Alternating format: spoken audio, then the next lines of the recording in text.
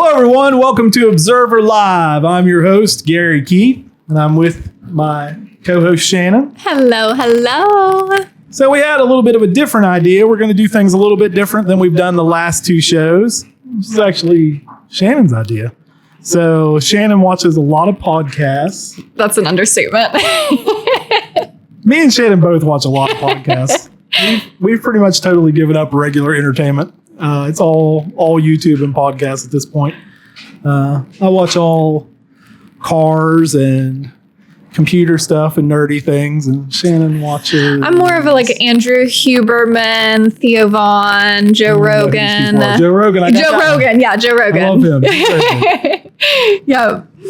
Yeah, but that's my main form of entertainment. So we saw a lot of these podcasts, the successful ones at least, are doing shorts, I think is what they call them. Right. So little, things that you can watch on your way to work. It's not the long form like we had with Jerry, more of the... So far we've had, a 2-hour show and a 3 hour and 20-minute show that we actually had to cut off because it could have been 6 hours with Jerry.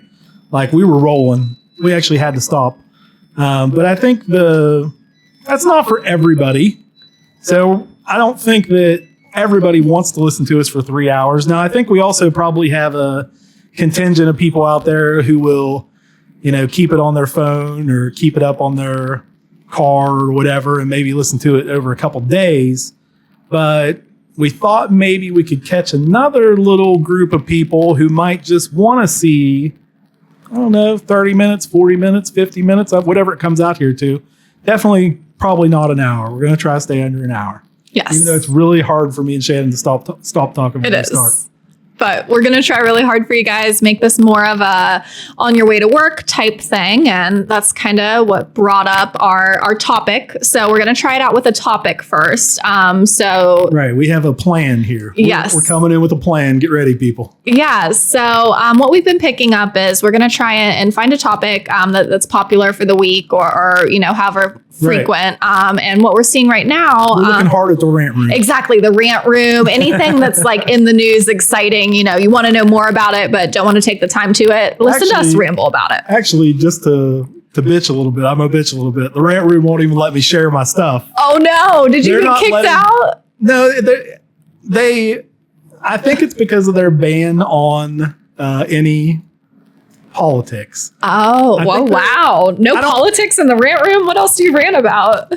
I guess they just want it to be straight gossip. But we're so much better than gossip. So maybe I feel like if we give a little bit of love to the rant room, we talk about the rant room and we feature some things the rant room are talking about.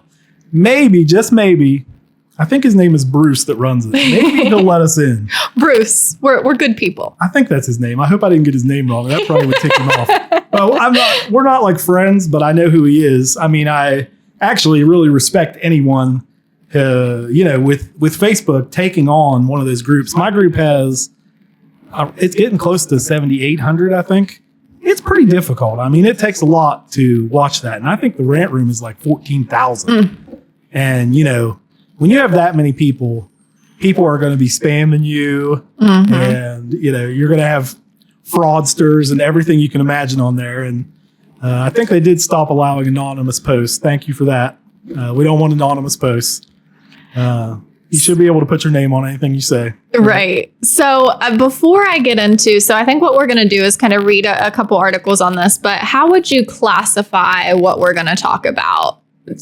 So I think this is a great first topic for us because we're trying to reach people on short trips on your way to work and stuff like that. So what is the number one thing on your mind when you're driving to work? Roads. It's all those damn holes in the roads. Was that a bad voice? I don't know. We'll see how that comes over. I might have to adjust the volume a little bit.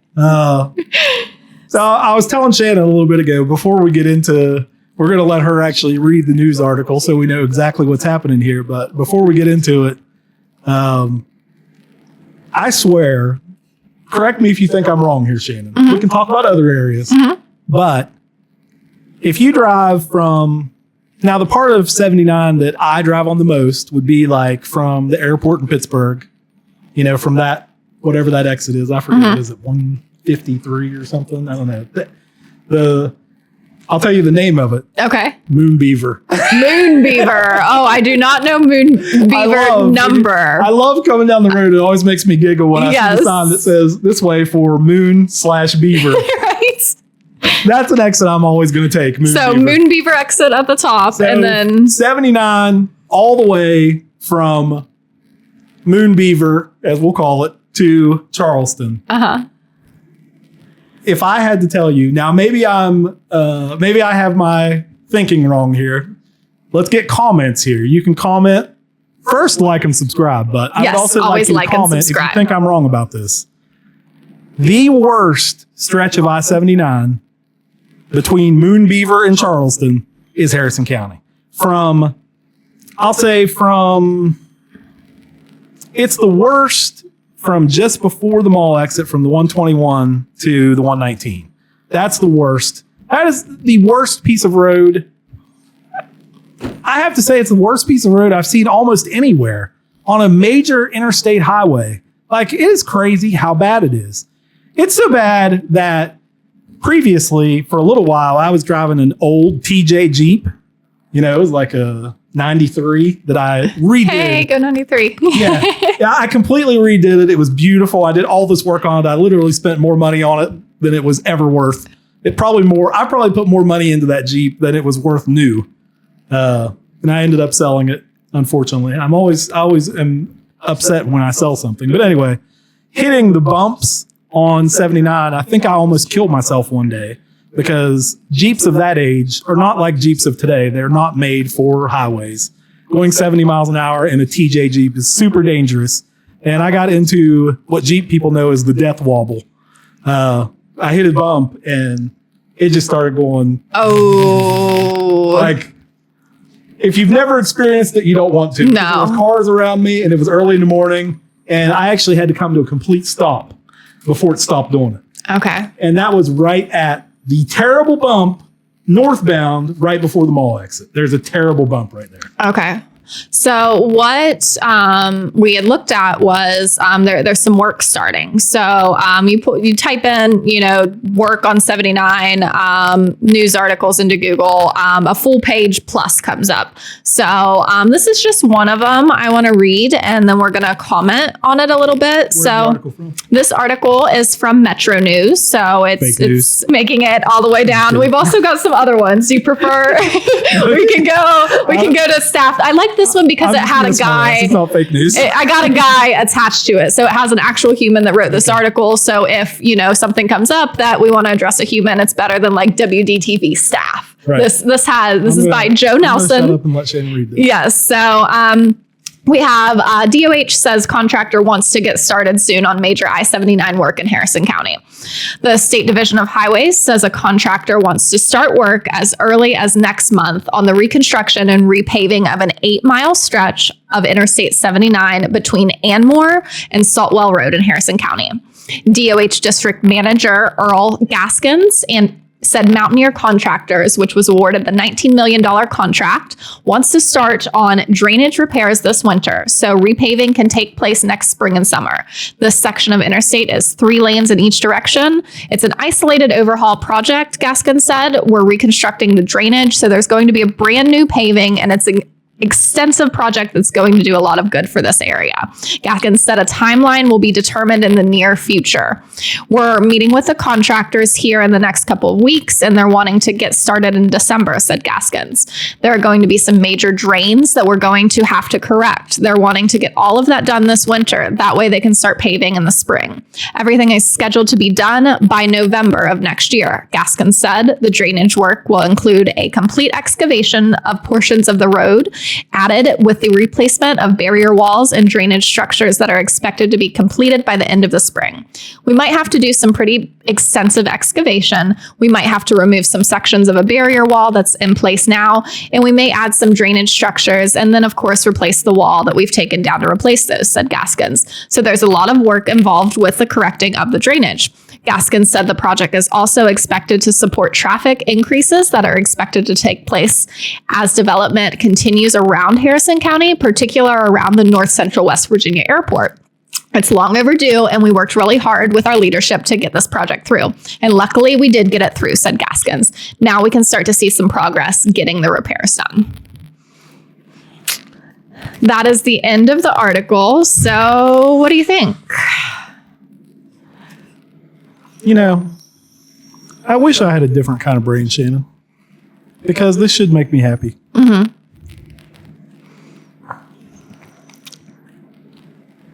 You know where I'm going to go here, right? No. Like,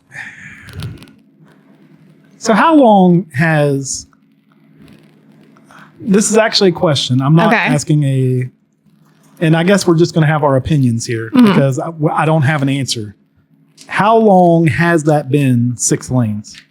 You know? I don't know. I wonder if ChatGPT knows though. Or I remember when they did it, but I'm getting so old that I don't remember what year it was. It had to be 2000 teens, I would think. So not very long ago. Okay. It could have been before that. But,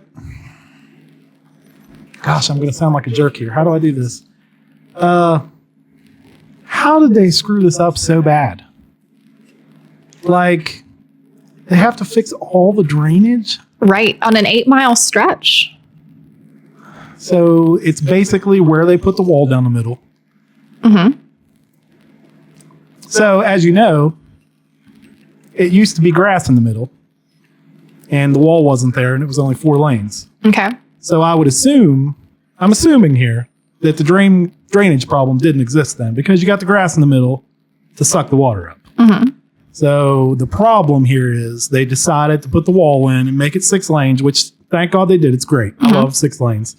I'm like NASCAR, man. I'm like drafting. You know, I pass on the right, the left. It doesn't matter to me. Like I drive really bad on that section of road. Or if it was nice, I would. I guess I don't right now because like my poor 78 Corvette, it would tear it apart if I went like 70 on there. Like I'd have to go back and pick up parts. It's not made for that. Yeah. So, gosh, I hate to be like, we should be happy about this. You know, thank you, DOH, the guy that spoke there. I forgot his name already, but thank you for that. I'm sure. Joe Nelson. I'm sure going to the legislature or whatever and asking for that kind of money. $19 million. That's a ton of money. Yeah. Going and asking for that kind of money. I'm sure we had to have some help from somebody in the government. Somebody had to support that, whether it was, you know, one of our delegates or senators or what. Somebody had to be on board to get $19 million. Right. Either that or they had to go straight to the governor. Like that kind of money doesn't happen without some assistance. But the part that I still like want to whine about is how did it get so wrong to begin with? I mean, I think I've been interested in transportation as I'm, you know, curious about the legislator and, you know, how our area that we travel the most is not the greatest. And it seems like a planning thing. So nerdy me, when I see something on the road, what I will do is I will look at the vehicles on the road. I'll find the company that does those, and whichever company that is, I'll try and call and, you know, or look around, see if I can get information on those. But what I've done in the past is try and get a hold of the project manager. And I can't remember if I said this on the podcast last time or not, or if I was just talking to you. Something about this. Yeah, but you can, you know, kind of reach out to the project manager. But what I found was a lot of these project managers that once they get awarded these money and these projects start, the project manager isn't even a local person and doesn't know what's going on. So they get this money, they get awarded the project, they get things started, and then there's a guy or girl in charge of running it. And when it starts to go bad, which is frequently, or, you know, causes extra delays, or, you know, the people aren't doing what they need to do, the project isn't being managed well, The manager has no idea because they have so many projects on their plate, they can't manage it effectively. So it seems like the project managers or, someone that is in charge of running these, at least the transportation type of things, is not able to be on the ground enough or communicate with someone on the ground enough to keep these things running smoothly. And then we get, things like we saw on 50 where it was shut, a major part of 50 was shut down, overnight and backups. We see what's in downtown Clarksburg, major issues with traffic. And I know you have to do these projects, but it seems like for this area, at least, even when we do finally get the money awarded, that it's tough to get through it. And there's a better way to do it. You're hitting a very interesting point there because, a lot of the other rant room conversation that we're not talking about today, so we won't get too much into it, was about somebody recently put up a post that was really angry with Thrasher Engineering because they're running the project downtown. And, I've been one of the proponents of that, like what a bad job they've done. It's hard. I don't want to say they've done a bad job. They haven't really. I kind of got into it with that person back and forth that, everybody has a boss in these deals. Like Thrasher, that person, what they had posted was that it was all Thrasher's fault. And that's not true. Rarely is it ever all one Thrasher has organization. Thrasher is the plan. They're the engineering, right? So then they basically hand their plans over to contractors that they don't pick. So everything through the government, too, is going to be low bid. And a lot of times these out-of-state companies come in and the low bid is unrealistic. Yeah, because you get what you pay for. If you're taking the lowest bid, sometimes I think they're even mandated to take the lowest bid. Why is that a thing? I mean, if you have a local company that can do it better, why do we have to accept a low bid from out of state? Yeah. Why are we sending our people out of state? And especially with the downtown project right now, I've got a real feeling of some of these people, and I don't know this to be a fact, but I have a real feeling of some of these people that they just don't care about us. Like the way they've patched some of those, temporary patches that are waiting for them to pave, they're just not acceptable, man. I mean, they're bad.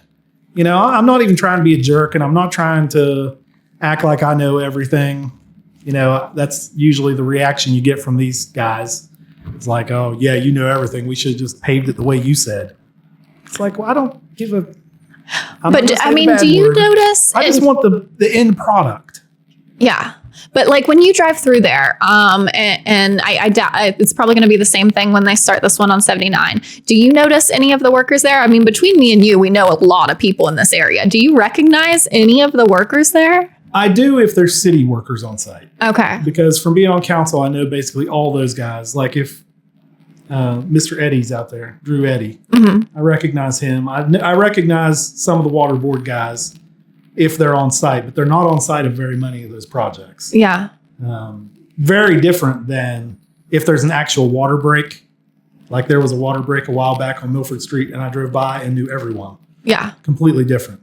But these parts of the big project right now in Clarksburg, no, not one person. Right. Like I'll drive by and they'll be all. So if you don't have the local people here that care about the area, then it's the same as sending one of our local people out somewhere else because they're the lowest bid somewhere else. And, they're not going to care as much because it's not meaningful to them. It's not theirs. If your mom and your girlfriend and your kids don't have to drive over it every day. Yeah. Then, that's just common sense that it's not going to be as good of a job as if you could keep local people working on these things, even if they're not the lowest bid of the project. I'm really worried about all these jobs right now. Like, I wish, I know I'm not the smartest person and I don't know how these things should work, but I wish things could have been planned so that a portion would have been done and completely finished. I don't know how much. Like, if it could have been done from, Hardee's to downtown and they stopped. Mm-hmm. I just think that would have been better than tearing up everything. Mm-hmm. And I'm sorry that we've already like moved off of 79 and jumped on downtown again. Yeah. But it all we goes don't have back. that much to talk about with the 79 thing yet, other than it made me start thinking about, it hasn't been so long since that was built. We want to get your guys' opinions on these. Yeah, so like when we see something come up, we want to bring up the topic that we're talking about it. You know, you're seeing a couple people talk about this for a while. And then if we're getting comments and reactions and, you know, we want you guys to subscribe. That's what's going to help this channel grow. So I'm going to do a short thing on that. So we're on YouTube. The way to help this thing grow and be stronger is by you subscribing, and then it gets recommended. And if you are a familiar with YouTube person, they have started pushing podcasts now. Mm-hmm. Like I was actually able to say that we're a podcast and create a podcast playlist. So I'm going to create a separate playlist for these shorter ones and actually name it, you know, what are we going to call it? I think shorts is what I see. I mean, I'll have to look at it more. I'm almost afraid to use shorts because that makes people think the shorts that YouTube shorts are the ones that are like, what, 30 seconds. Yeah. So it's not. Or threads. Is it threads? I hear that word too. Maybe that's it. We got to look this up more. Okay. Yeah. We got to. By the time. Or someone comment and tell us. By the time you see this, it'll probably have a name. But right now, we didn't research it very much. We just turned on the cameras and started talking. We're trying to get to you guys as much as we can. Whenever we get some time, we're trying to get on there. I'm sorry I kind of went off the topic there and started talking about downtown. But I think the general frustration with downtown is actually causing more frustration for people like me, that I'm just thinking, oh, Jesus, you know, it's like we've already got downtown destroyed. You know, old Route 50 is destroyed, going up by the car lots. Everything's destroyed. Oh, by the way, we're about to start working on I79. Right. Like, oh my God. My trip to Jerry Dove Drive to go to work is going to start being like 3 hours, I think. Yeah. It used to be 15 minutes. I don't even take that route anymore. Like it keeps getting longer and longer. And in the morning. Oh, I found the name of the contractor. I might have even said this in the article. Mountaineer Contractors, Inc. was the one that was awarded $15.603 million for the I-79 section. Probably something. Mountaineer Contractors, Inc. I mean, we shouldn't say that all the contractors aren't in West Virginia because I don't know that to be a fact. A quote here, too, we're getting from a WVDOH State Highway Engineer, Jake Bumgarner. It's kind of the ultimate fix is what he's calling it. So are we going to see the ultimate fix here, Gary? But it's always the ultimate fix, isn't it? You never say, hey, we're going to do a shitty job, right? You don't say, hey, we're just going to go willy-nilly. Like, I'm sure if you went back to the contractor that did it whenever it was done, which, like I said, I think it was, if I had to put a date on it, I would say like 2012. That's totally off the top of my head. I did not look that up. And I may be totally wrong. But how did they get the drainage so wrong? Like, I feel like no matter what kind of contractor did that last job, and I have no idea who did it, can't be the first job they've done on the road. And it was bad as soon as it was done. As soon as it was done, I can remember, as what I do for a living, you know, I answer the phone for car wrecks. As soon as it was done, we started having issues of people hydroplaning and crashing into that wall. Why? Because there's a giant puddle of water there. Yes. So via DTV. If it rains fast enough, it can't drain. Drainage problems on the stretch of the road have allowed water to pool on the roadway, leading to unusually heavy wear and tear on the pavement. It's very dangerous. This year alone, we've patched that section 3 different times, Gaskin said. Well, just remember, too, if you're driving and it's raining hard, like, stay away from that wall. That's my advice to everyone today. Get as far over as you can. Like between the mall and Clarksburg, driving the damn lane that exits. You know, whether you're getting off at 50 or not, you can change lanes before you get to the end of it. Because the closer you are to that wall, there's no drainage. There never has been. And that is the whole problem here. You know, the water is sitting there, freezing. And, you know, when you have a bunch of ice there, when a plow comes through, what happens? The ice sticks to the old blacktop. So if there was anything that was patched, I mean, this is the way I see it. I'm not a road scientist here. Not claiming to be road scientists. We're never claiming to be experts on these things. Anything that has been patched is never permanent. especially on interstates. The word patch alone. I mean, that's temporary to me. I'm telling you right now, if you fix a hole and a plow goes over it, it's not going to last. Like, how many times can the plow go over it before it knocks it out? Mm-hmm. Because the whole idea of the plow, the damn thing is scraping the road. So if it's sticking up a half an inch, it's just going to jerk it out. Yep. And that's what happens. That's absolutely what happens. So the way I'm reading this right now is for all you out there wondering how your driving experience is going to be this winter, let's just go over a short list in our heads of places that are not going to be able to be plowed this year. And let's plan for that first, what if we get 8 inches of snow? So the roads that will be untravelable for, I don't know, 2-3 days maybe until the salt kicks in. I guess it depends on the temperature. For those people that don't know too, salt only works at a certain temperature. Mm-hmm. Salt, it's not really salt. We shouldn't even call it that. I forget what it's called. Is it hydro something? Let's see. I forget the word. The stuff that the DOH uses is not actually salt anymore, but the stuff has to be wet. Okay?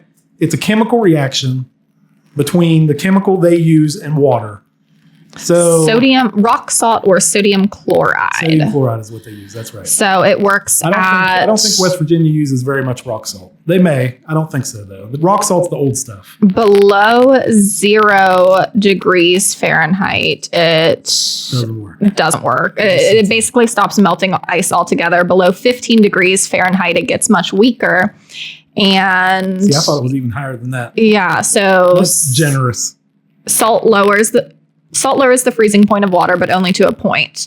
And the salt actually works better than what they use now. I think what they use now is a lot cheaper, but it has to be wet. Right. If you drop it on a snowy road that is not in any stage of melting, you know what you see? Those blue cinders just sitting on top of the snow. Mm-hmm. It says they don't do anything. They some crews, I don't know if we do this in West Virginia, but there are alternatives. When it gets below 15 degrees Fahrenheit, they can start mixing it with other things. But what they do here, so DOH below 15, basically. The DOH all year buys the stuff they use. I already forgot again. Sodium chloride. Sodium chloride. They buy it, and they have these big. You've seen the one out there at Tunnel Hill.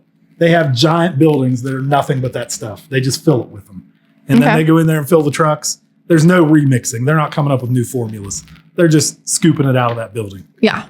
But, I mean, the general point that worries me about this is, so, the roads that can't be plowed this year. Main Street. Pike Street. West Virginia Avenue in Northview. Milford Street, a good bit of it. I mean... not to mention all the side streets in Clarksburg that they've torn up. Then, hey, 79. Yep. We go for the perfect 5. I guess Route 50 will be beautiful. They'll have so much time to spend on Route 50. And I assume they'll try to plow those roads. But, I mean, just drive through Clarksburg right now. Do this for me when you go home from here, Shannon. When you leave here. Okay. When you go down Pike Street, pretend you're a plow. And just look at the road. Okay. Yeah. And tell me how many times you call me back or text me when you get home and tell me how many times your plow breaks or gets stuck. Yeah. Between the bridge at Milford Street and what even happens? Do they have to reconnect the plow? Like what? I mean, you can't do it. It's not going to work. There's actually manholes sticking up. It's going to have to just be the salt, and then when the salt doesn't work, Pike Street is like this. Like at the edge by the curb, it's like this, and then there's a layer like this, and then there's a layer over here like this. Yeah. So when the plow goes through, it's probably going to just get that middle top layer. Yeah. And these 2 side layers where people's tires actually are, I don't even know that the plow is going to be able to touch it. Right. I mean, we're talking about at least a 3-inch difference. And that's not an exaggeration. Yeah. I mean, how much is 3 inches? Yeah, I mean, it's like this. Like, that is a lot for snow. Yeah. That's a lot. Yeah. So that whole section is just going to be packed down. So I think, the point in talking about this is just that, talking about it. We're not, obviously not chemists that know about salt, and we're not engineers. We're not it's just that type of thing. But like, we want to get people talking and thinking about these type of things so that when these projects do, go up for bid and go under contract, and your tax dollars are at play, $19 million, that the decision that they make is at least the public is informed. And my whole question right now is, can they do it right this time? Yeah. Well, according to everyone that I'm seeing, it's going to change the world. Well, it was right last time too, though. That's the problem. It's like, everyone's really excited about this that's in on it. And that's what I'm so worried about the downtown project too. It's like, they didn't want to do it terrible the first time. I don't know. I pray for Clarksburg, and now for I79 too, that we can finally have a decent road. Right. Did you agree with me though? I hate to back up our conversation this far. I mean, you travel a lot too. Mm-hmm. Lots of trips to Charleston in your future, hopefully. Yes. Send me down to Charleston, guys. So Shannon Welsh. Yeah, vote for Shannon. And subscribe to our channel. So how do you okay, how do I want to ask you this? Is it just me, or do you perceive Harrison County as looking that bad too? I mean, I think, so when you said the Moon Beaver to Charleston, in my mind, and, I'm going to be I think like you, I'm biased to our area a little bit. We go through it more. The only other area that I can think is the Fairmont area, but that's not the condition of the roads. We're talking condition of the roads. Fairmont area, I'm thinking like construction, where like I've called project managers and I'm I'm sitting here for 45 minutes and they're like, oh, their backup was only supposed to be, no longer than 10. They've had a huge project building those bridges. Yeah. But I still don't think the road is worse. As far as the actual road conditions, I can't think of a worse spot. The road is much Maybe there is. Maybe we're biased. The only other place that I would think of would be Goshen Road. I know there's a lot of problems there. Yeah. Which is, I don't even know if that's Marion County or Mon County. Right. But Goshen Road. Mm-hmm. They actually have had massive problems there. I mean, there for a long time, there was actually like a separation between the road and one of those bridges that I don't know how like a biker didn't get killed there or something, because it was like a jump. Right. Like if you're in a car, it probably didn't bother you that bad. Yeah. But if you're in I always look at things a little different because I have all these sports cars. Mm-hmm. If I go over it in Shannon, Shannon's driving in her cute little SUV. She goes over the bump. It's like, doop, doop. You're right. So yeah, Gary in my fuzzy red dice 74 Corvette, I'm like, and I go, it's like, and then I spill my drink, and my Tic Tacs are all over the floor, and it's like a death moment. Just like I was telling you about the Jeep. Like I actually, with the Jeep that day, I got into, and Jeep people will all understand this, it's known as the death wobble. Just look at it. Gary had to tell me about this. I'd not heard of it.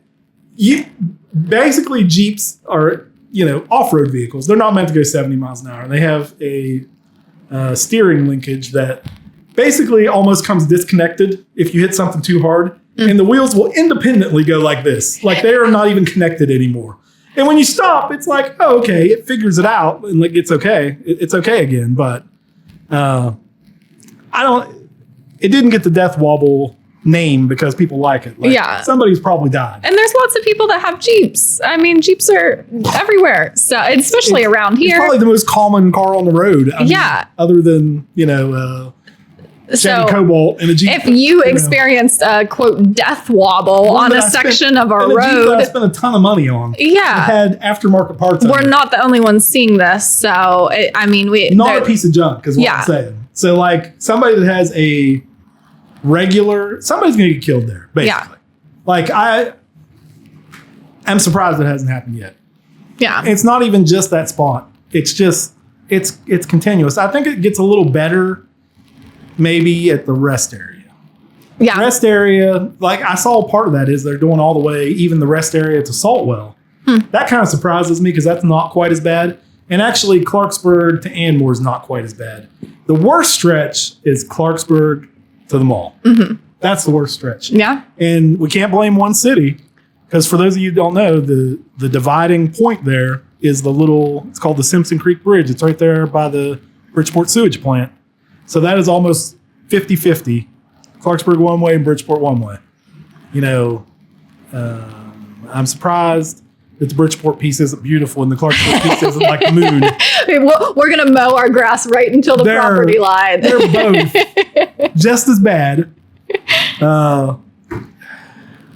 I sound like a whiner now. I'm not. Yeah, and we're like I said, we're just trying to talk about these. I hope it is like all of these, executives are saying, it's the best thing that's going to happen to this section of highway. I hope this $19 million is, well spent. And we look back at this podcast later and we're like, we really, didn't give them enough credit. But just in the interest of what's happened in the past, I think we want to bring it to people's attention that this is what's going on and pay attention to this one. Really have an idea. This is $19 million. This is what $19 million gets you. 19 million. Yeah, 19 million. Like perspective wise, 19 million. Have you heard of Roads to Prosperity? I have heard of it, but tell me more. It was a Jim Justice program. So I assume it's dead now because no politician likes to share. Right. So mine. Now that we have a new governor, I'm sure he hates every idea Justice ever had. So Roads to Prosperity, we were supposed to, it was like a wish list. It was like Justice put out a thing to DOHs around the state and said, tell me if you had unlimited money, what you would do. Okay. And I think, now don't quote me on this exactly, because this is completely from memory. I'm not looking at anything on the computer screen or anything here. Completely from memory, Harrison County's project was to actually do a full clover leaf at the 50 and 79 interchange. Interesting. Which, honestly, I'm not even sure it could have worked. When I look at that area and I think about how big a clover leaf is, it would have been difficult. But gosh, man, I wish Jim Justice had hung around. I know his time was up. Roads to Prosperity is a major statewide infrastructure initiative launched in 2017 by Governor Jim Justice, designed to address decades of underinvestment in highways, bridges, blah, blah, blah. Program used a bond referendum and other financing mechanisms to fund a large portfolio of projects across the state. So anyway, that was the Harrison County big project for that. Okay. And Justice apparently loved it and wanted to do it. And it was high on his list. Mm-hmm. Oh my God, guys. Can we get Justice back? To the topic, Gary, to the topic. I love Focus. I feel like Justice is my guy. He's like a little bit goofy, but super smart. I feel like I'm kind of Justice-ish. Yeah. Yeah. He was kind of a little tiny bit Trumpy, but not crazy. Uh-huh. I don't know. It seems like a lot of the projects, he was able to get a lot done with it. I love Justice. And, I feel like he really wanted to do that project. Yeah. And maybe our current governor will watch this. Maybe. I can love you too. Yeah. Just give us a clover leaf and I'll love you. Yeah. We're all about the old-fashioned politics here in Harrison County. Just bring home the bacon. Right? Old RCB style. Like, you bring us something great and we'll love you. Yes. But like we said, we're trying to keep these short. So we're how long are we at right now? We're 38 minutes. We did pretty good. Yeah. I feel like we're coming to a natural stopping point anyway. Yeah. That was a good topic. So we hope you enjoyed it. We do. And we want these, tell us if you like the longer form. Tell us if you like the shorter form. We're kind of adjust to what you guys want. We're loving this already and really what it's bringing up. So we want to keep doing it. We actually have our next guest. Oh, should we announce? I actually already put it on Facebook. Okay. I didn't put a day. So we're gonna release it right after Thanksgiving at some point. I didn't really want to release another big one before Thanksgiving. I felt like it was too much. Mm-hmm. to not overdo it to our listeners. Like, I want you to be a little bit anxious to hear us. So that's why we decided to go ahead and try this short one and throw it in here. But then after Thanksgiving, let's get that holiday done with. We're going to be... You want to announce or do I? You announce it. Jason Myers. Yeah. General Of the water manager for the board. water board. So we were, that was one of our biggest interest things that we saw going on when we first started this. Our first guest, we had some issues getting our original plan on, but I think we... Again. He got mad. Uh-oh. He got mad because we said his name. So Oh, no. Okay. I don't want to say names. I don't want to make anyone mad, but... So Jason is kind of the brains of the whole operation. Like, Shannon's the brains of this operation. And I think...